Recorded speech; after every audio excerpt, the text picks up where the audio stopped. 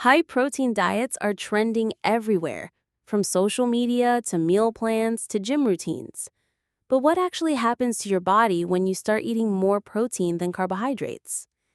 In this video, we're breaking down the science, the short-term and long-term effects, and who should or shouldn't follow a high-protein, low-carb lifestyle. Let's get into it. Let's start with the basics. Carbohydrates are your body's go-to fuel source, especially for your brain and during physical activity. They're quickly converted into glucose, which is the most efficient form of energy your body can use. That's why carbs power your workouts, sharpen your focus, and support fast recovery.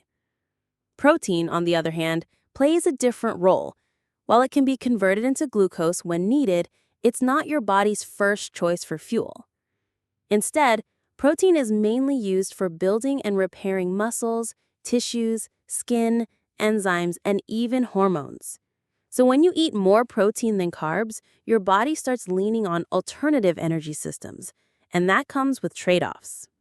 If you cut carbs drastically, your body eventually turns to fat for fuel, producing ketones instead of glucose. This is the basis of a ketogenic diet. It can help with weight loss, but not everyone adopts easily. Switching fuel sources can feel like a roller coaster until your metabolism adjusts. In the beginning, you might notice a dip in your energy. Steady-state activities like walking may feel fine, but quick bursts of effort like sprinting or multitasking can feel sluggish. Your brain and muscles prefer glucose, and when it's in short supply, your body has to work harder to keep up. One big win: protein helps you feel full, much fuller than carbs or fat per calorie. This means fewer cravings, less snacking, and steadier energy between meals. That's why high-protein diets are often used for weight loss. They help reduce calorie intake naturally without forcing restriction. But too few carbs can leave you foggy. Glucose is essential for brain function. If you drop carbs too low, you might feel mentally sluggish, moody, or irritable, especially during busy, high-focus days. That's your brain waving a white flag, asking for fuel. There's another important factor: fiber. Fiber only comes from carbs, like fruits, vegetables, beans, and whole grains. If your high-protein diet excludes those, your digestion can slow down, leading to bloating or constipation. That's a sign to bring some fiber-rich carbs back in. Over the long term, prioritizing protein can help you build and maintain muscle, especially when paired with resistance training.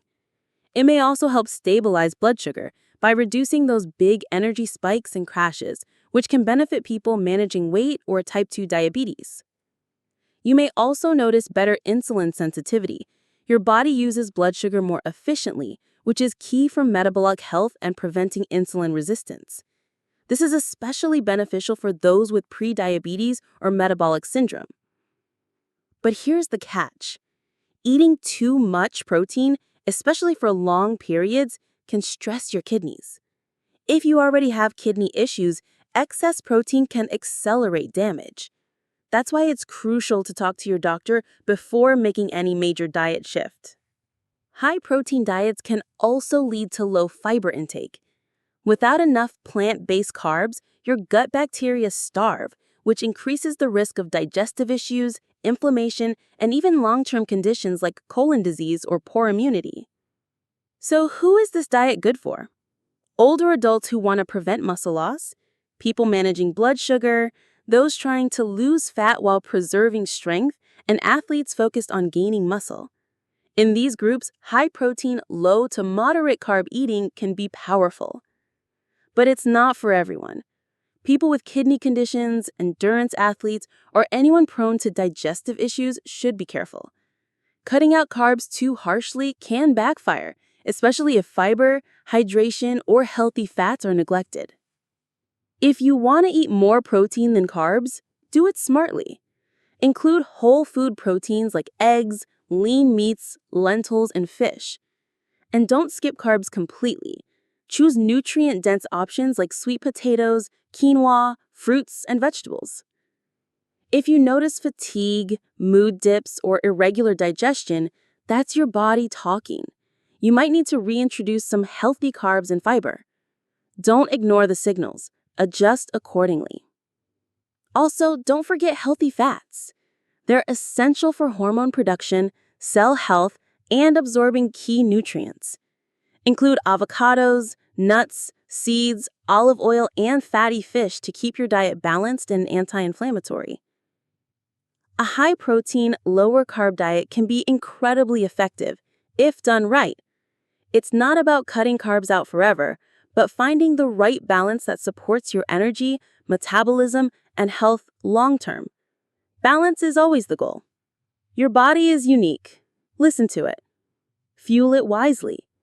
Whether you're going low-carb or simply increasing protein, remember, consistency, balance, and mindfulness are what truly matter.